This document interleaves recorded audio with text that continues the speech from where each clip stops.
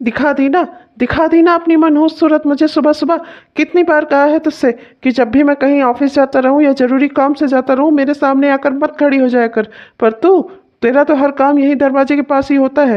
और माँ आप इसे संभाल कर नहीं रख सकती थी? आपको पता नहीं है कितनी मनहूस है ये। अरे इसकी शक्ल देखकर चला जाता हूँ तो जो काम मेरा बनता रहता है वो भी बिगड़ जाता है।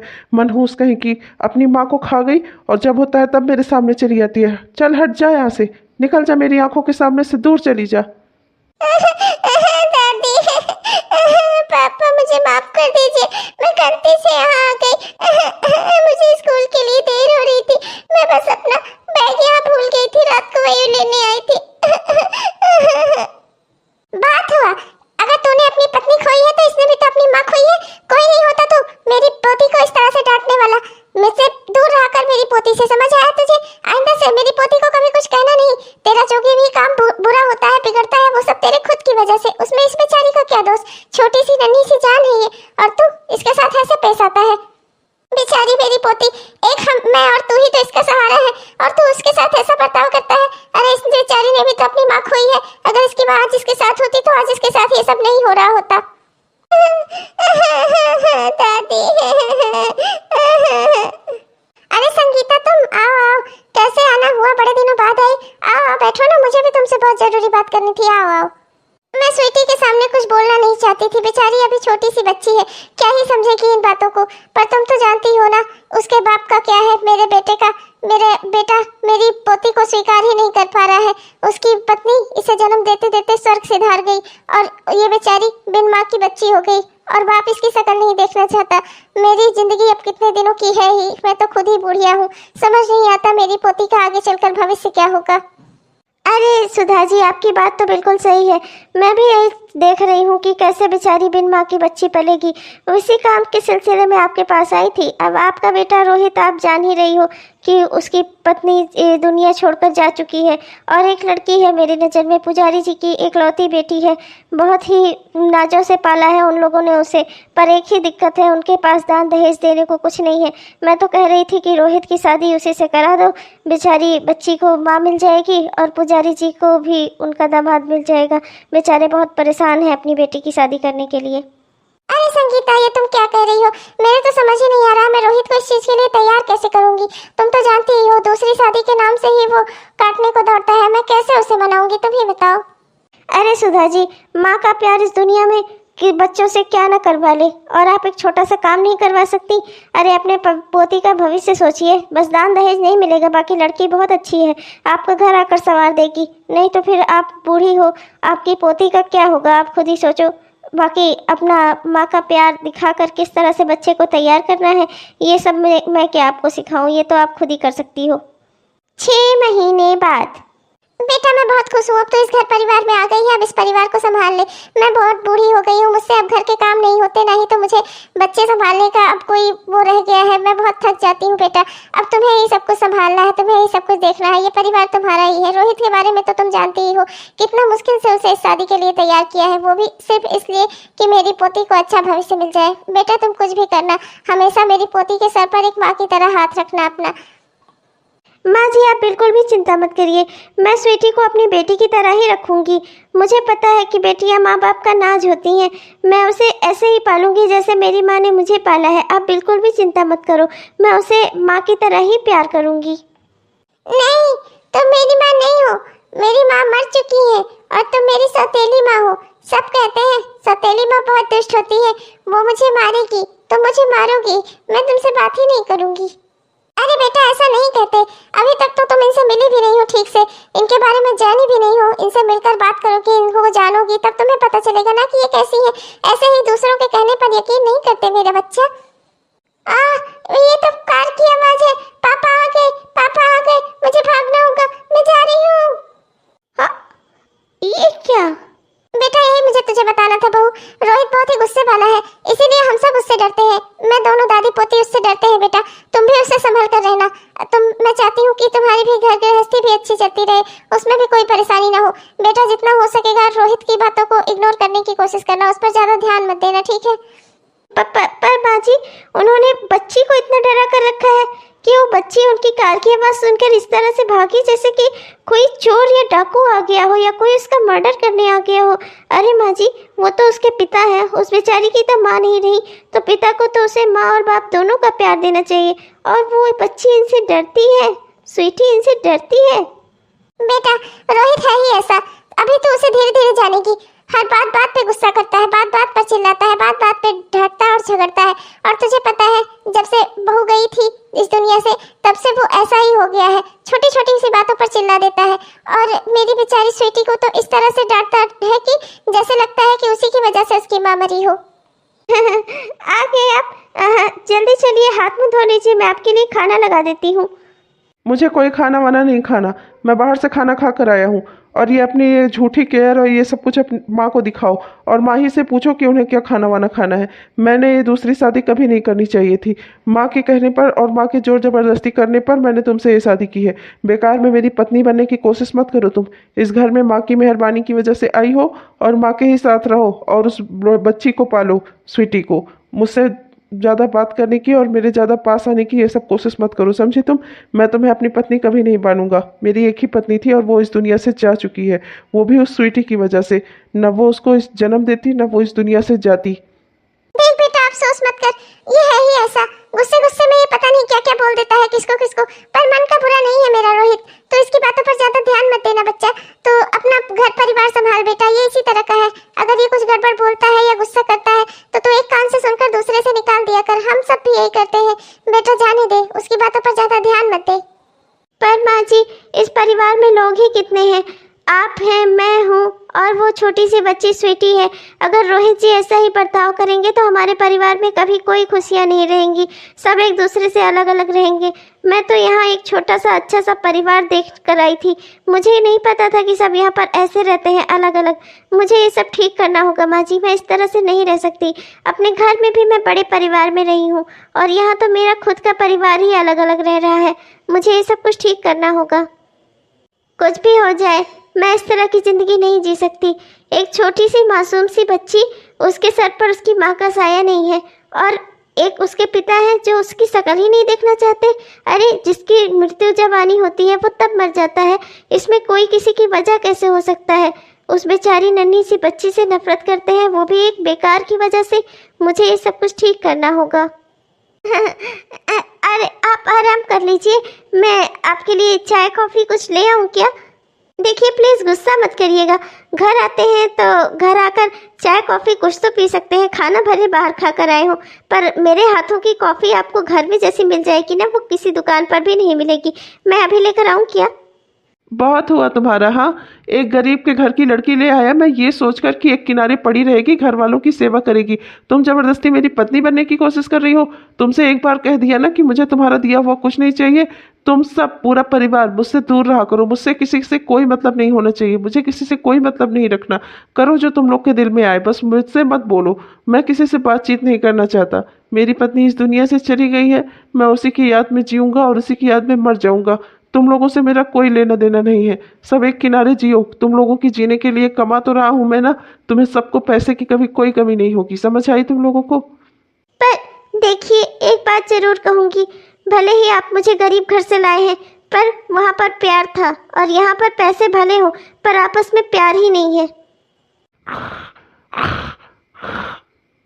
कैसे घर में आ गई मैं, समझ नहीं आता। पति मेरी शक्ल नहीं देखना चाहते, मुझ पर गुस्सा करते हैं। वो कहते हैं कि तुम मेरी पत्नी नहीं हो, तुम्हारा कोई अधिकार नहीं है।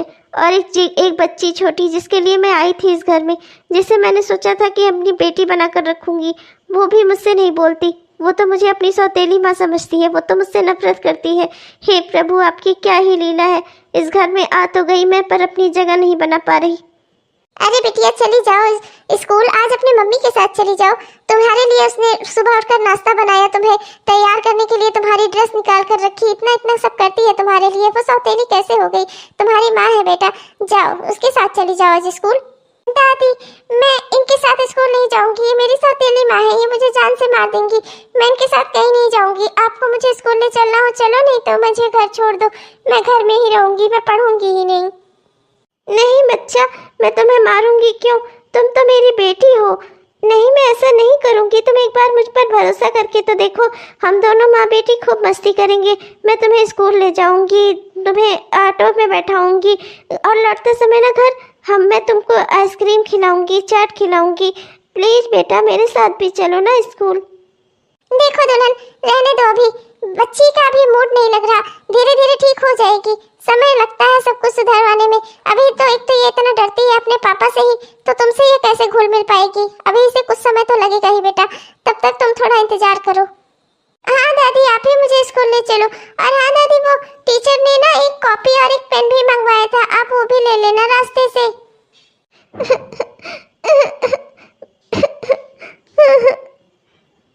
कितना भी कोई भी रोके, मैं अपनी बच्ची के दिल में अपनी जगह बनाकर ही रहूंगी।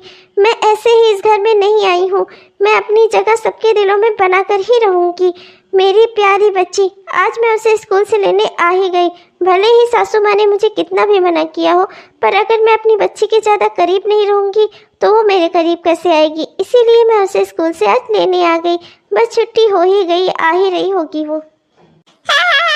तेरी तो माँ ही नहीं है, तुझे पैदा करते ही तेरी माँ इस दुनिया से चली गई। तुझे क्या पता कि माँ कैसी होती है। चुप हो जाओ तुम सब, क्यों मजाक उड़ा रहे हो मेरी बेटी स्वीटी का। हाँ, उसकी माँ मर गई है तो मैं कौन हूँ और मैं यहाँ कैसे खड़ी हूँ। खबरदार जो मेरी बेटी को किसी ने कुछ कहा तो। अरे तुम लोग की क्लासमेट है, तुम लोगों के साथ पढ़ती है, तुम लोगों को तो चाहिए इसके साथ खुशी खुशी रहो। और तुम लोग मेरी बेटी को परेशान कर रहे हो। तुम सबके माँ बाप से तुम्हारी शिकायत लगाऊं क्या मैं? नहीं आंटी, हमें माफ कर दीजिए, आप हैं इसकी मम्मी। मुझसे गलती हो गई, हम सबसे गलती हो गई। सॉरी स्वीटी, हमें माफ कर देना, हमसे गलती हो गई। हम सब अब कल से साथ में रहेंगे, एक ही क्लास के हैं ना, हम सब साथ में दोस्त बनकर रहेंगे। प्लीज स्वीटी, किसी से कुछ मत कहना, मेरे मम्मी पापा से कुछ मत कहना। सब डर गए मेरी मम्मी से। मैं कहूंगी, तुम्हारे मम्मी पापा से कहूंगी। अच्छा स्वीटी, तुम अपना हाथ मुंह धो लो, मैं तुम्हारे लिए खाना लगा देती हूँ गर्म करके। ठीक है बेटा, और जो तुम्हारी ड्रेस गंदी हो गई है ना, उसको सबको निकाल कर वहीं पर रख देना। मैं अभी धो देती हूँ कल सुबह तक, जिससे तुम्हें मिल जाए। ठीक है? ठीक है मम्मी। मम्मी ठीक है। क्या कहा तुमने? फिर से एक बार कहो मेरी प्यारी बच्ची, कहो ना। तुमने मुझे मम्मी कहा क्या? बोलो ना मेरी प्यारी बेटी। अरे हाँ दुल्हन, इसने तुझे मम्मी कहा। वाह बेटा, तू तो बहुत ही समझदार निकली। आखिरकार तूने अपनी जगह इसके दिल में बना ही ली। वाकई में तू बहुत ही समझदार और अच्छी लड़की है। भगवान ने मेरी सुन ली। तो जैसी बहू ही चाहिए थी इस घर को। अब तो मैं सुकून से इस दुनिया से जा सकूंगी कि कम से कम मेरी पोती को संभालने वाली कोई तो है। बेटा तू बहुत अच्छी है, अपनी अच्छाई को कभी खत्म मत होने देना, हमेशा ऐसे ही रहना। और रोहित की बातों पर कभी ध्यान देना मत, जिससे तुम दुखी ना हो। वो हमेशा खराब ही बोलता है सबको, तुम उसकी बातें कभी मत सोचना। तुम हमारा परिवार हो, तुम हम सबके साथ रहना बेटा। अरे हाँ मम्मी जी, ये मेरा परिवार है, मैं भला अपने परिवार को क्यों छोड़कर कहीं जाऊंगी। रोहित जी की बातें बहुत बुरी होती हैं, पर मैं सब कुछ सह लेती हूँ ये सोचकर कि मेरी एक प्यारी सी बेटी है और आप हैं। मैं आप सबको छोड़कर कहीं नहीं जा सकती, इसलिए मैं उनकी सारी बातें बर्दाश्त कर लेती हूँ। हाँ बेटा, रोहित पहले ऐसा नहीं था। जब से संजना इस दुनिया से गई ना, तब से वो ऐसा हो गया है, चिड़चिड़ा और गुस्सैल। पर तू उसकी बातों पर ध्यान मत देना। आज मैं बहुत खुश हूँ। आज मेरी पोती को उसकी माँ असली मायनों में मिल गई और मेरी बहू को उसकी बेटी।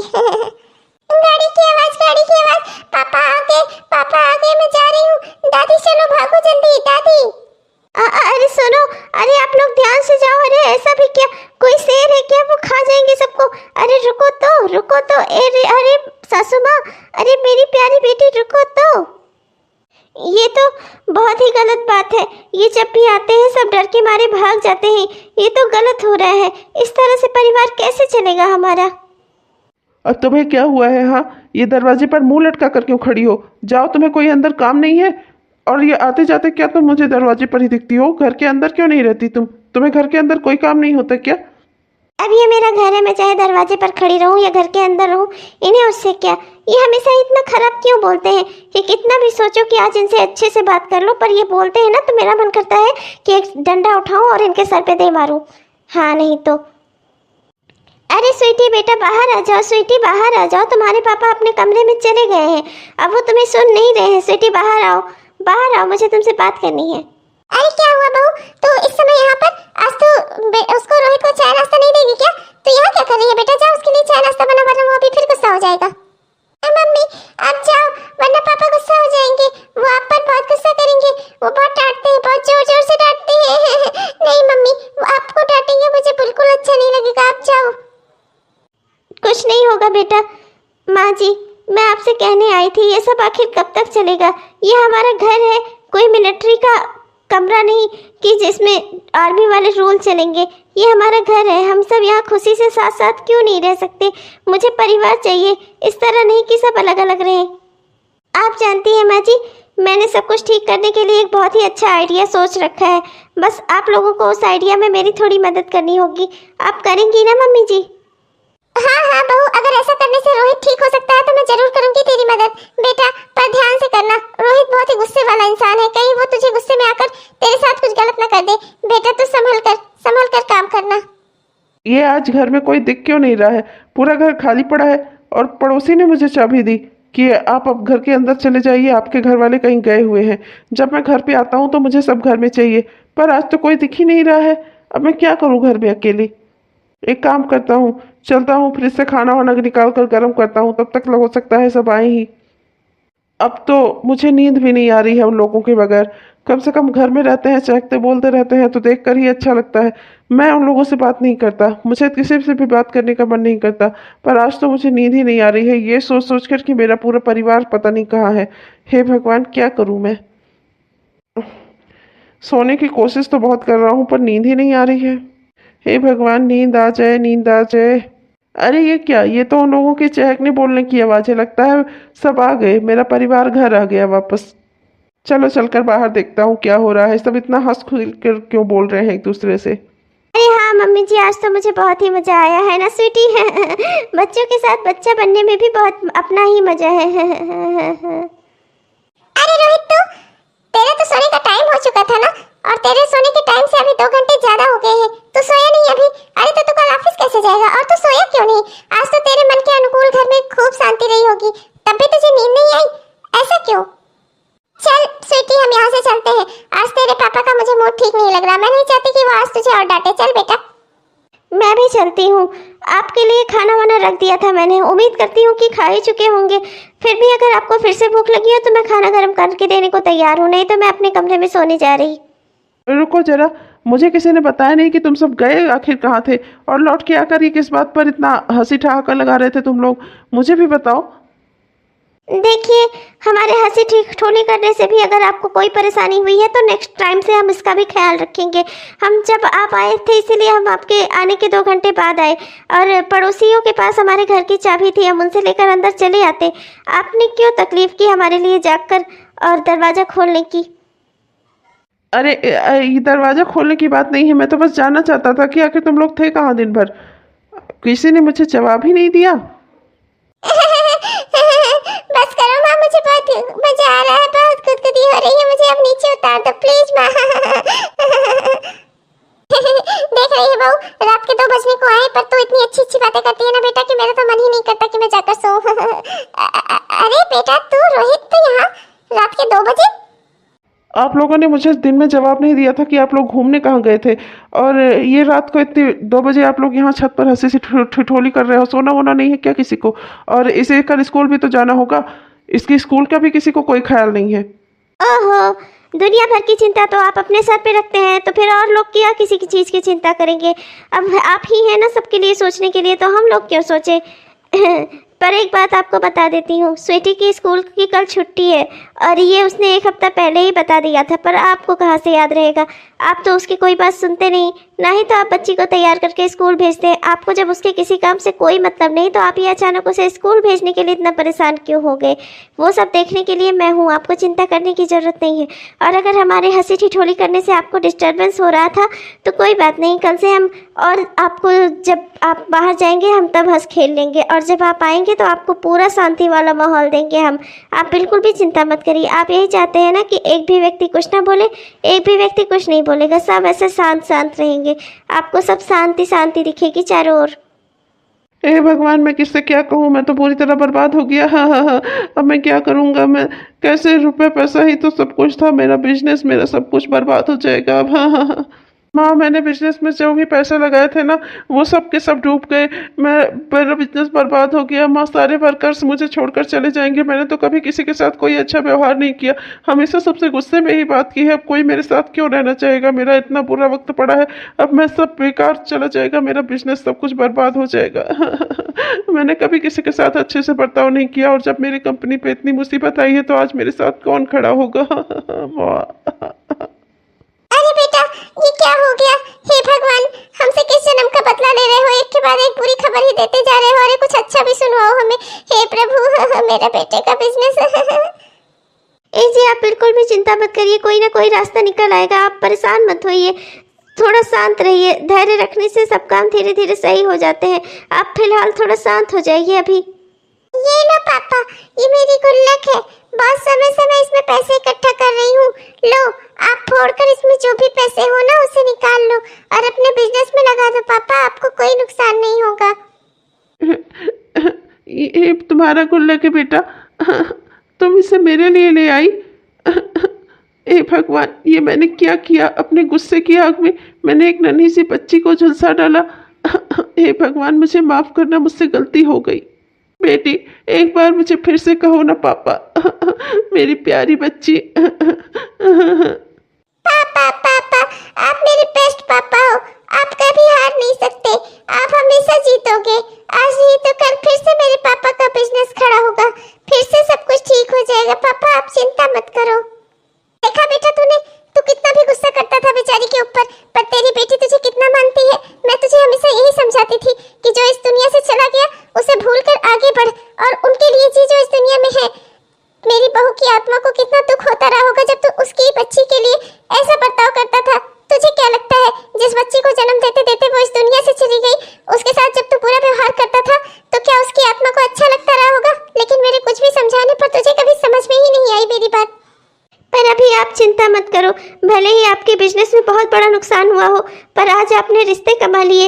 मैंने हमेशा यही सोचा था कि कुछ भी हो जाए, आप बाप बेटी को एक करके रहूंगी मैं। और आज मेरा वो मकसद पूरा हो गया। मैं ना कर सकी, पर भगवान ने वो कर दिखाया। नहीं, तुम भी मुझे माफ कर दो। तुम भले ही मेरी पत्नी बनकर आई, पर मैंने हमेशा ही तुम्हें दुत्कार कर बात की, तुम्हारा कोई सम्मान नहीं किया। तुम तो मुझे हमेशा सही ही समझाती थी, सही सलाह देती थी। एक पत्नी होने का तुमने अपना पूरा फर्ज निभाया, पर मैं तुम्हारा एक अच्छा पति न बन सका। माफ कर दो मुझे। अरे अब माफ़ी की कोई बात नहीं है, आप परेशान मत होइए।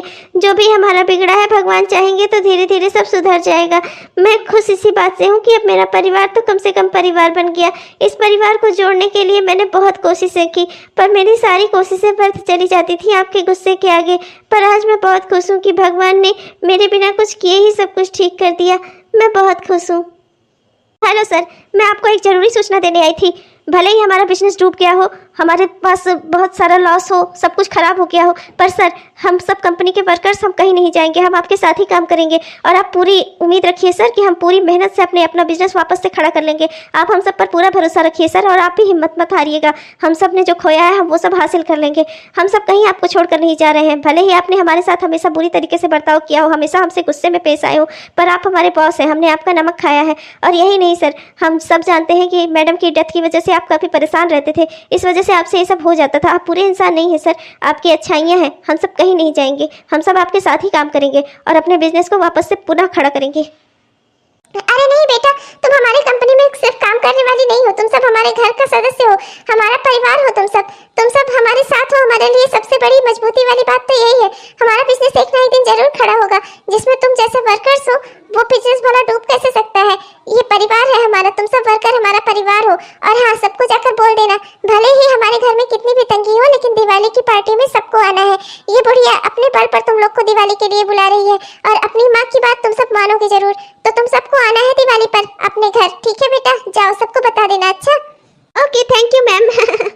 देखा बेटा, अच्छा बर्ताव हमेशा काम आता है, और गुस्से से किया हुआ व्यवहार कभी किसी काम नहीं आता। वो हमेशा दुखी देता है, तुम्हें लोगों से दूर कर देता है। इसलिए हमेशा सबके साथ रहना चाहिए, सबके पास रहना चाहिए। गुस्सा इंसान को धीरे धीरे कर खुद ही खत्म कर देता है। तुम गुस्सा करके अपने अंदर का क्रोध दूसरों पर तो निकाल देते थे। तुम्हें क्या लगता था कि कि सामने वाले सुनकर उसे खुश होते हैं? नहीं, हम सब बहुत परेशान होते थे, घंटों तक हमें तुम्हारी बातें याद आती रहती थी जब तुम हमसे बुरा बोलते थे। तो बेटा, सबसे बुरा नहीं बोलना चाहिए, सबसे अच्छा बोलना चाहिए, तभी तो लोग तुमसे जुड़ेंगे और तुम्हारे बुरे वक्त में भी तुम्हारे साथ खड़े रहेंगे।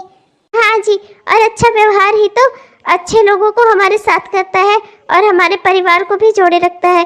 हमें अपने परिवार को जोड़ कर रखना चाहिए और सबको साथ लेकर चलना चाहिए। बड़े ही जिंदगी में कुछ लोग आते हैं, कुछ लोग चले जाते हैं, दुख होता है, पर हमें कम से कम जो इस दुनिया में है उनकी तो कदर करनी चाहिए। एक रिश्ते के पीछे सारे रिश्ते को क्यों खोना? और गुस्सा इंसान को धीरे धीरे खत्म कर देता है, इसलिए कभी भी गुस्सा नहीं करना चाहिए। उससे ना ही शरीर को कोई फायदा होता है, ना ही बुद्धि को। मुझे आप सब माफ़ कर देना। अब मैं हमेशा एक अच्छा इंसान बनकर दिखाऊंगा आप लोगों को, एक अच्छा पति, एक अच्छा बेटा और एक अच्छा बाप और एक अच्छा बॉस, सब बनकर दिखाऊंगा। मैं अपना बिजनेस फिर से खड़ा करूंगा, अपनी बच्ची को भी टाइम दूंगा और अपनी पत्नी का भी सम्मान करूंगा। मैं सबका ख्याल रखूंगा, अपनी माँ से भी अच्छे से बात करूंगा, किसी से गुस्से में बात नहीं करूंगा। ये हुई ना बात। हाँ तो दोस्तों, हेलो, आप सबको मेरा प्यार भरा नमस्कार।